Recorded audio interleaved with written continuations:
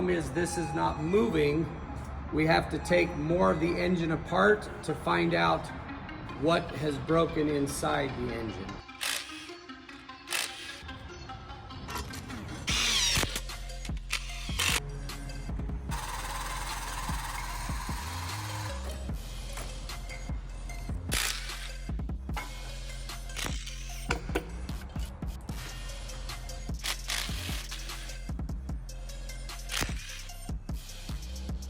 This does not move.